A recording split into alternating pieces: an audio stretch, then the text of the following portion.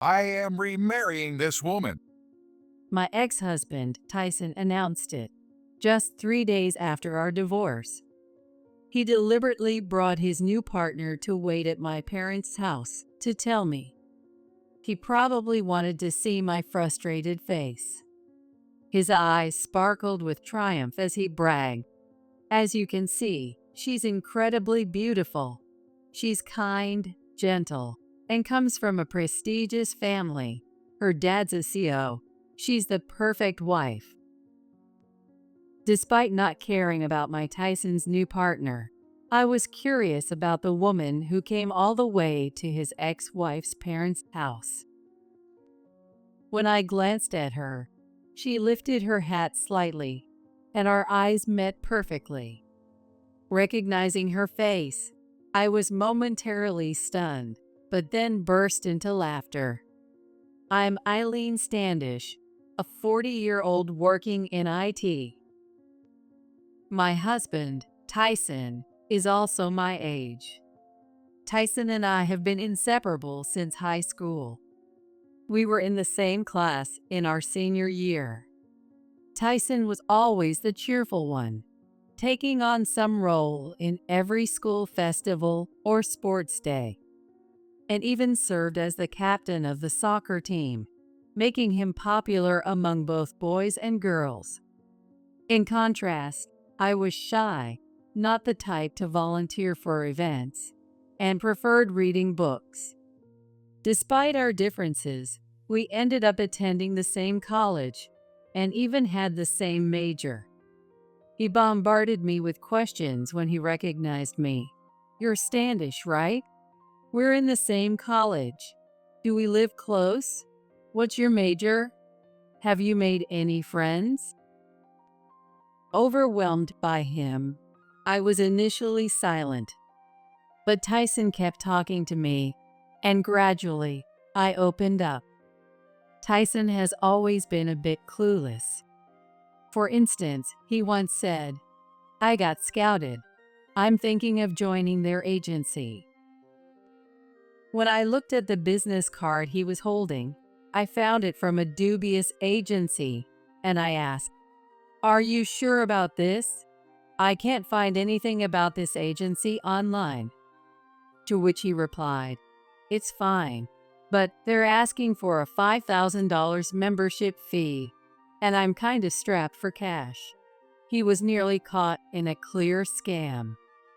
Being the responsible one, I couldn't leave him alone and ended up taking care of him, which led him to say, "I can't live without the reliable Eileen." And I felt the same about not being able to leave him alone, so we started dating. Once we began dating, I found his enthusiasm endearing, even if it sometimes missed the mark. Maybe it tickled my maternal instincts. We both graduated from college and found jobs at different companies. Our relationship, me being the elder sister type and Tyson with a younger brother vibe, went smoothly, and we naturally ended up getting married. We were happy. Tyson worked hard, helped around the house, and we got along well. Then came exciting news. I was pregnant. I hoped Tyson would become a bit more dependable and masculine with the pregnancy, but his attitude remained unchanged. Is dinner ready yet? "I'm feeling a bit nauseous today. Can we just order delivery?" Ah, delivery? Just wait until you feel better and make us something to eat.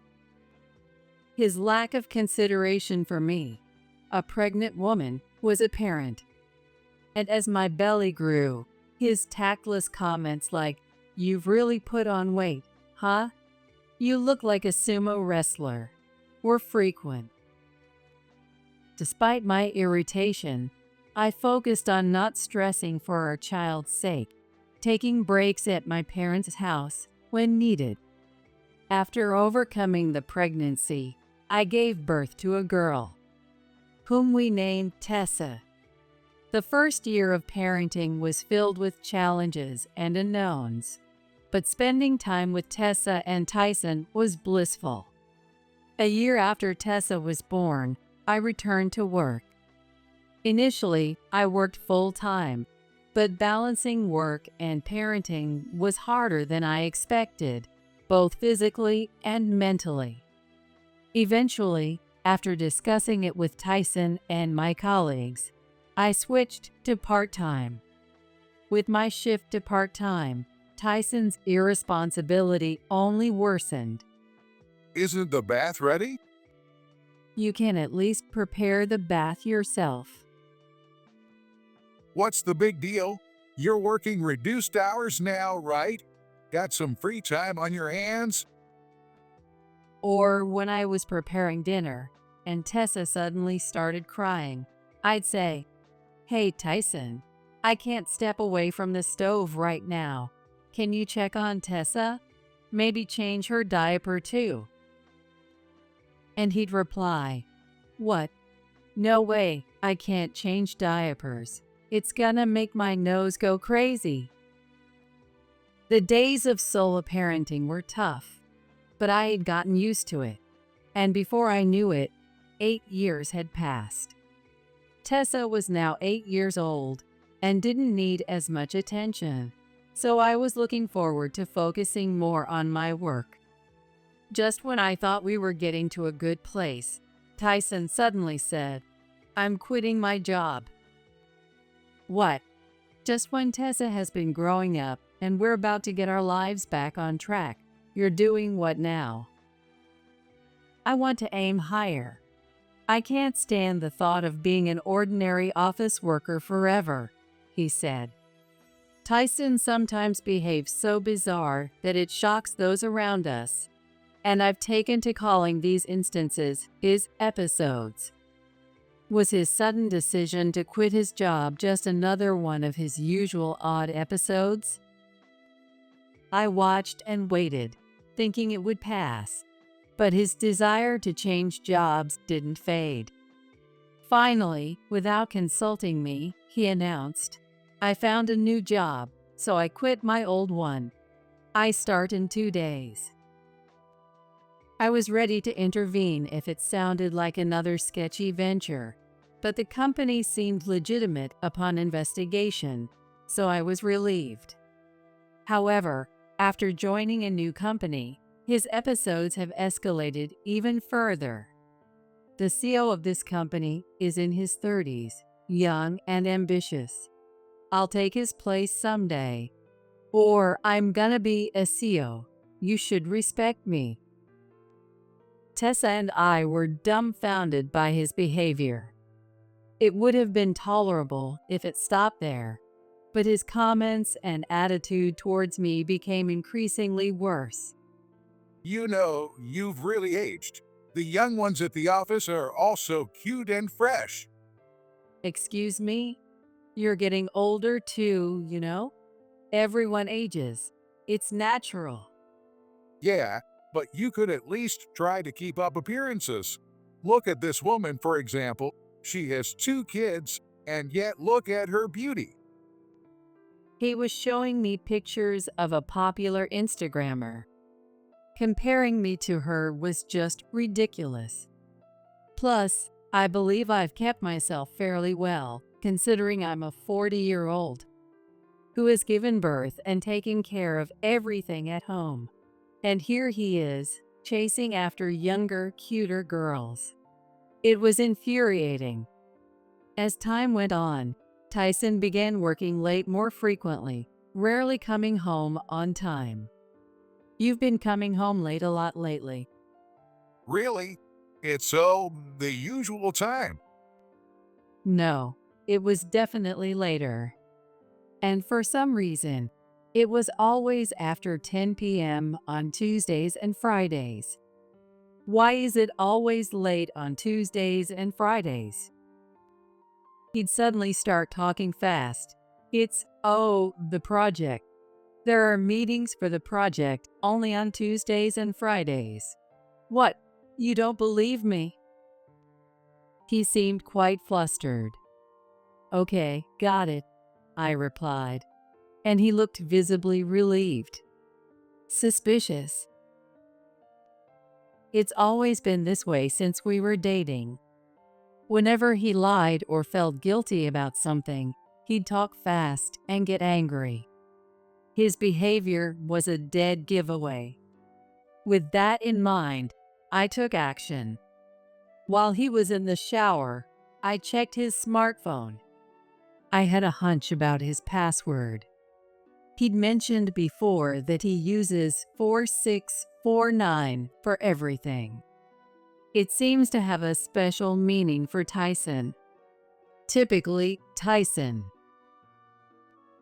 Sure enough, 4649 unlocked his phone. I knew it.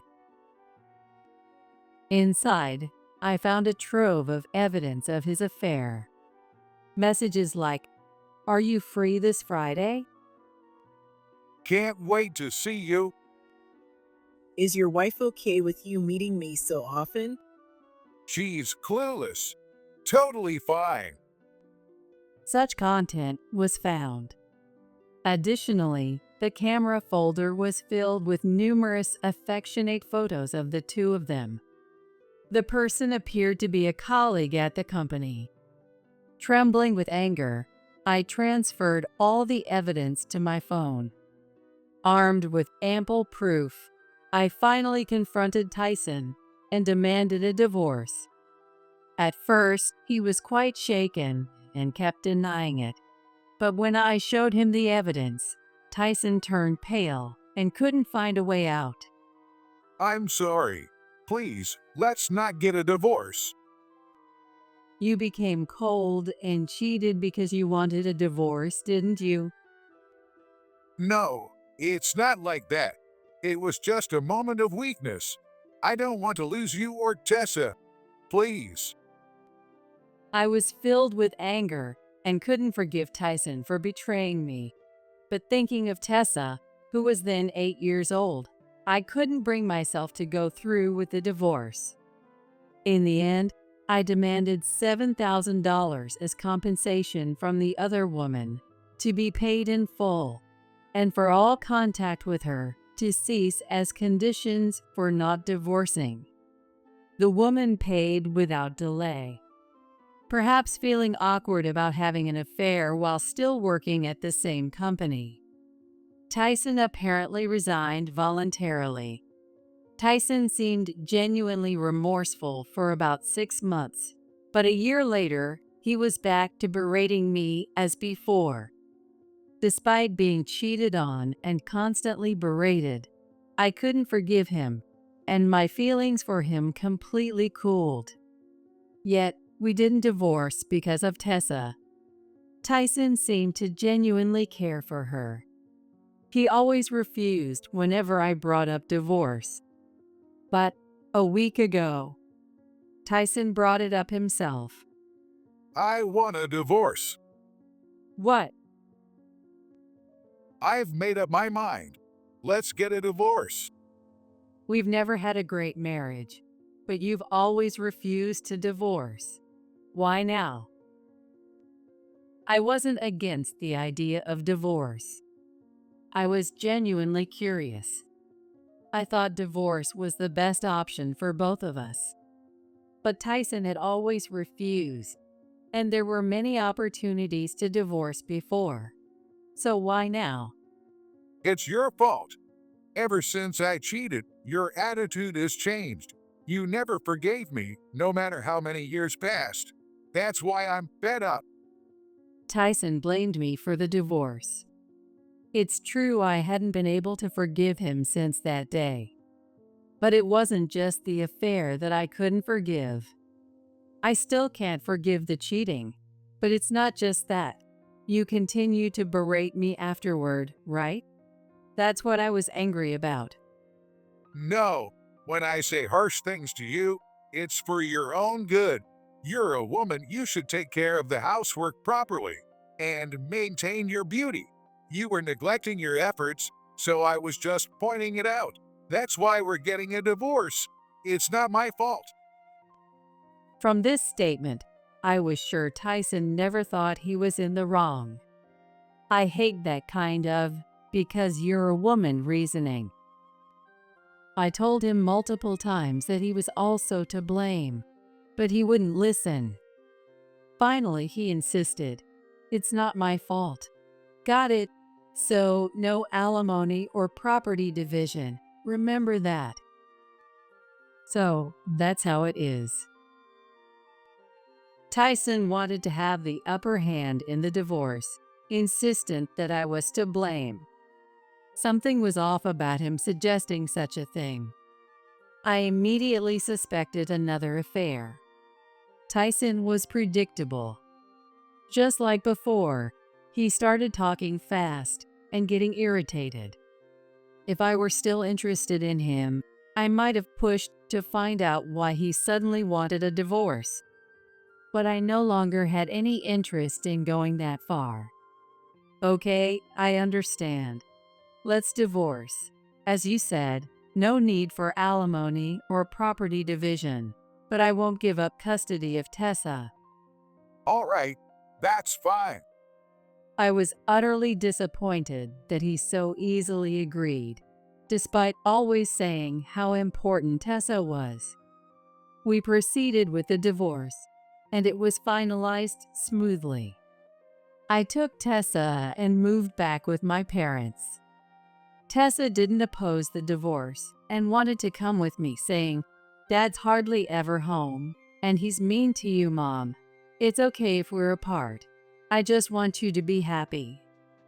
I was planning to start a new life with Tessa and parents, but just 3 days after the divorce, something happened to dampen the spirit. Coming home from work, I saw Tyson and a woman with long black hair in front of the house. The woman was wearing a deep hat, making it hard to see her face. I have a bad feeling. I wanted to ignore them, but since they were in front of my parents' house, I couldn't just leave it be. As I approached, Tyson came towards me with a smug look on his face. "What do you want?" I asked Tyson cautiously. I've remarried this woman. He reported, his eyes sparkling with triumph. Remarried just 3 days after our divorce? His marriage must have overlapped with ours. And to come all the way here just to boast about it, what kind of nerve does he have? Thinking his strange episodes had begun again made me feel disgusted. I tried to show my disgust openly, but Tyson, caught up in his own story, seemed oblivious to my reaction and started babbling about his new wife without anyone asking. As you can see, she's incredibly beautiful, kind, gentle, and her father is a CEO, making her a real catch with a prestigious background. She's the perfect wife. He bragged. I couldn't care less about Tyson's new wife, but I was curious about the woman who had followed him all the way to his ex-wife's parents' house. When she slightly lifted her deep hat, our eyes met perfectly. I was surprised to recognize. As the woman saw my face, it turned pale, and I couldn't help but burst into laughter. "Stop it. This is too funny." What's so funny? Because I know her very well. The easy mark you mentioned was Tyson all along. Tyson, oblivious, remarked, "An easy mark? What? You two know each other? Small world, huh?" However, the woman, upon seeing me, tried to escape. Tyson, I'm feeling a bit sick. Can we go home now?" Seemingly desperate to leave, the woman, Alice, tried to persuade Tyson to leave. But he was not budging. Alice, what's wrong all of a sudden? I had no idea you knew Eileen. He said, still smirking. Alice was trying to persuade Tyson, shaking his arm. Let's stop, okay? Shouldn't we go home? But Tyson showed no signs of leaving. What kind of acquaintance are you? He asked me, so I explained. Alice was a former coworker at my company, where we had worked together for about 7 years. While I explained our relationship, Alice was visibly disturbed. But Tyson remained unaware, continuing to praise how perfect she was. He claimed Alice was a 29-year-old beauty, a graduate from a prestigious university, kinder and gentler than me, skilled in cooking, and the perfect wife as a CEO's daughter. Glad I divorced you. I seem to have all the luck. Sorry about that. Tyson said, dripping with sarcasm. Wow, she sounds wonderful. I responded, trying to sound supportive, but I couldn't help smirking. Tyson grew frustrated at my continued amusement rather than showing jealousy or tears. What are you smirking at this whole time? Get angry. Cry. Or is it because my new wife is just too perfect for words? Ah, I see. He must have wanted to flaunt his new spouse to see me upset. But I felt neither envy nor regret. I had no feelings left for Tyson, and who he remarries couldn't matter less to me. The fact that his new wife was Alice was just hilariously ironic. I decided it was time to reveal Alice's true nature to Tyson. Sorry. I just couldn't believe you'd marry Alice. I bet Alice was famous at your company for being a beauty and a high achiever, right? No wonder you're shocked that such a perfect woman would marry me. Yes, she was quite famous indeed. Alice glared at me like a demon and sent a look that screamed, "Don't say anything unnecessary." Alice, you mentioned having an affair with a married man before you left the company, and it turns out that man was Tyson. What a surprise. Alice, that's not good spreading rumors about an affair. Tyson, who was momentarily taken aback by the revelation of his pre-divorce affair, quickly became defiant. Typical of him. Thinking he couldn't be sued for compensation now that the divorce is finalized. Since Tyson seemed so smitten with Alice, I decided to tell him more about her. Alice got promoted quickly at the company, probably because of her special relationship with the CEO. Hey, wait a minute. When was it? You loudly said during lunch break that all men are just wallets to you, and it's easy to hook them by selling your body. What? Eventually, you were fooling around with the bosses, offering promotions, or asking for money, right? You were famously known as the bitch among the employees for that reason. That's a lie. You've got the wrong person. Oh, but getting involved with the CEO was a bad move, right? His wife found out about the affair, and you got sued for a hefty sum in compensation. Eventually, you got fired from the company by the CEO's wife's decision, right? Stop it. Don't keep lying. No, Tyson dear. She just loves to lie. She's probably just jealous of us being a perfect match and making up stories. Alice was desperately trying to convince Tyson. So you're saying this is a lie, even after seeing this? I said, showing them a photo on my smartphone. It was a video of Alice drunk at a company year-end party karaoke session. All men are just wallets. Wallets. Just buy some deli food, plate it, and they'll praise you as a great cook with their stupid taste buds. strip a little, and they immediately open their wallets. I might even pay off my debt with this.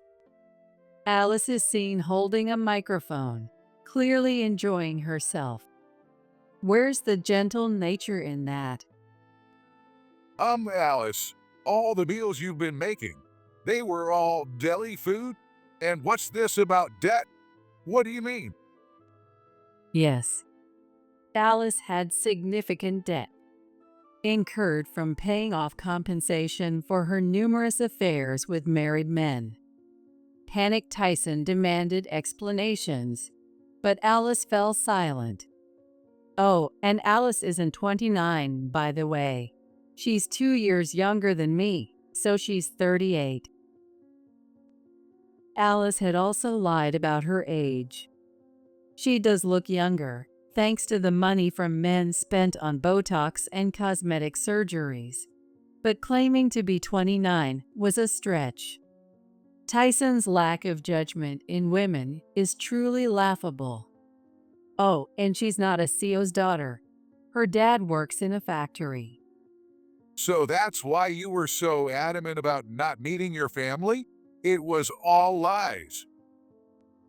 Alice, was there anything true in what you told me? Tyson, red-faced with anger, lashed out at Alice. I'm sorry.